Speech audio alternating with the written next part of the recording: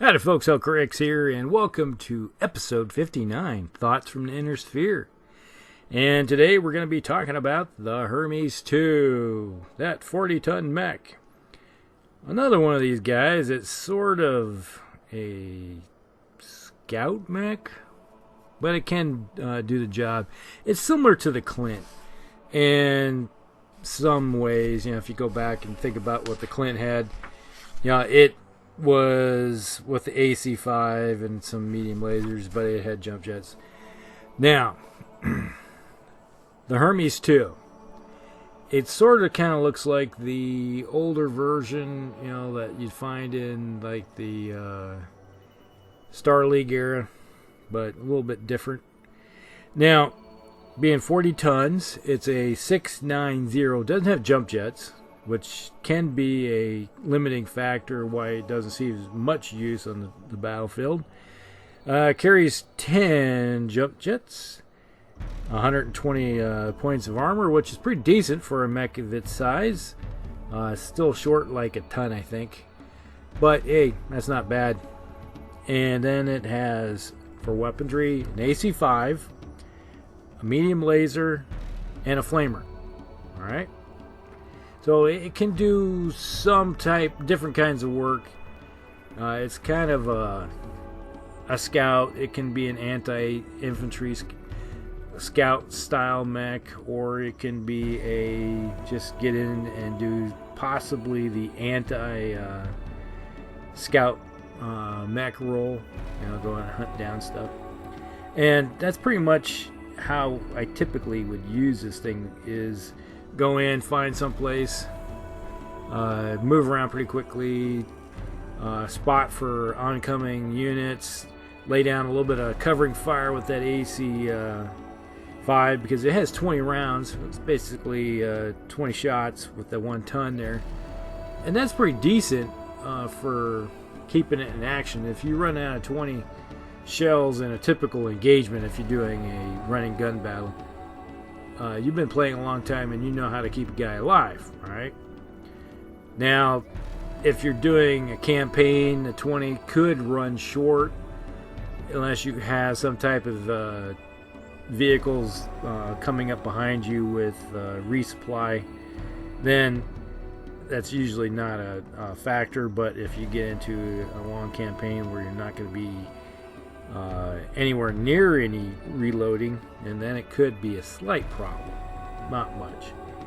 Now, like I said, how I usually use this mech, and I do have it, and I don't use it as much as I'd like to, because I typically find myself using another mech that's similar in size, a little bit lighter, but similar stats, and I prefer that one over this one. But how I typically use it is I like to go in, find a look downrange, like I've always said. You look 2-3 turns down where you want to go. It's like you see, it's like, okay, I can run 6 to here, or I can run 9 to there. You're trying to maximize your modifiers as much as possible. You want to move from one wood hex to another, maximize it, and you're always looking ahead 2 turns or so. And then if they try to do a blocking action on you, then it's okay, where's my backup plan? I plan on going over here. This would be a lot easier if you had a few jump jets on this thing. But hey, that's maybe for something else, like a variant. And then when it comes to, you look at one thing to think about here, you have the medium laser in the right arm and you got a flamer in the left arm. And that in itself, and also it's missing like a hand actuator in one of the arms, in the left arm, because of the flamer. But if you're getting into the idea that you want to use this thing to run up behind somebody or kick them, that's about your only option. Because if you're going to get close to somebody enough to kick them, you probably want to use that flamer and that medium laser and your autocannon to do a little bit of work on them, just to try to do some damage before you do a kick. A lot of people would prefer to use the the punching, but you know that's not going to happen. All right. Now another thing you think about with this thing, this mech doesn't heat up at all. You look at it, and with the 10 heat sinks, you know, it's like, oh, that's only 10, but it only does maximum of 9 heat unless something happens like an engine hit or it gets hit with an infernal round or a flamer itself. That's about the only time this thing has to worry about heat. All right, that's not really a detriment. Okay, so you can run this thing as max speed as possible, trying to keep it alive. And that's pretty much how you're going to use this thing. Now there is another variant here. Let's see, members of the Dark Shadows have been given the choice of using the basic Hermes II or the variant of the first devised by the Merrick battalion commanders, dubbed the Mercury. Replaces the auto cannon with 2 medium lasers, 2 machine guns, extra heat sink is added. Dissipate the heat. Alright, so it has 2 machine guns, 2 medium lasers, and a ton of ammo. So right there, that's your, yeah, that's 5. So makes it interesting. Where's all the extra? This thing get, I might look at something. It might have jump jets. I don't remember ever using that version. Let's just look it up. That would be the M, I think. Yes, it is. 2 medium lasers, 3 medium lasers, 2 machine guns, a flamer. It's a 711. Huh. They increased the speed on that thing. It doesn't mention the speed going up. Slightly more nimble. Okay, so yeah, it does mention that is slightly more nimble, so it doesn't necessarily say it went up in speed, but it does. So it's a 711. So that goes 100% into the, I am a 100% scout. I'm going to be flying along. So that's not a bad if you're a purist when it comes to doing the scouting role, and that's what you want to do. Now I'm just curious here. Okay, if I drop that back to a 6.9, left the heat sinks there. Okay, yeah, you just think. Wow, put another machine gun. If you left it as a 6.9, make it a 6.96, 12 heat sinks, you'd have 3 medium lasers, 3 machine guns, a flamer, and 1 ton of ammo. So that would be a pretty decent mech too if you wanted to get in close and face somebody up close and personal. So that's a decent variant rate in itself that can be used on the battlefield. Now, one of the things I might consider is actually taking that same version. You go back to the standard version, the S version, which is the book one, and then you replace the autocannon, and you replace it with a large laser, and then you give it some jump jets.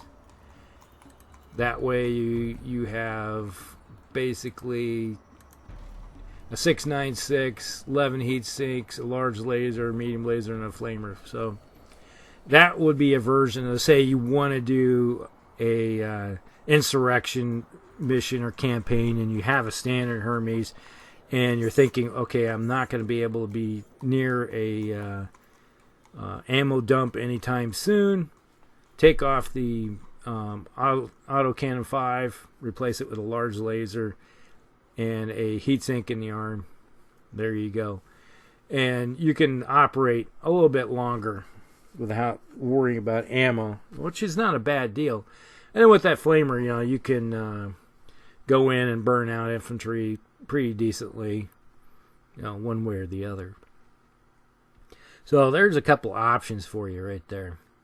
Now, if you're putting this thing into a larger, let's say a company level, and in the company you have, let's say, your scout element, you got your fire support element, and then you got your frontline element, which is your, like your blockers that, you know, they go in and try to fix somebody.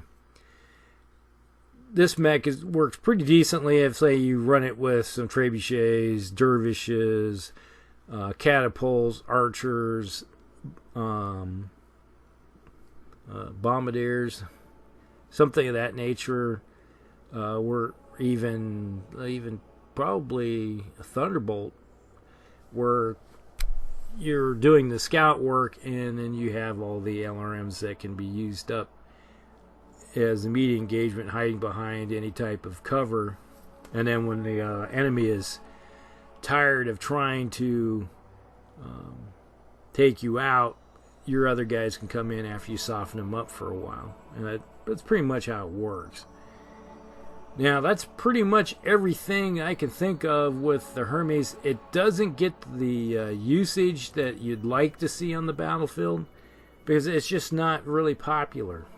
You don't see it very often. I have one. I use it every once in a while. I'll pull it out just for nostalgia's sake to say, hey, I got one, I'm going to use it. But overall, it's just not a mech that seems a lot of action because there's a whole bunch of other mechs that are very similar to it. That's probably the problem, because I have a tendency to use a Clint more than a Hermes, because I prefer the Clint. But I do like the idea of the because the Clint has the jump jets as a standard mech versus the non-jump jet version. Or if I'm going to use something that's a 6.9 with no jump jets, I would probably use a Wolfhound instead. That fits my standard of operating procedure a little bit better too. But I'm kind of rambling on here. But other than that, there's not much more to say about this mech. That it's decent. It gets the job done. There's nothing to write home about.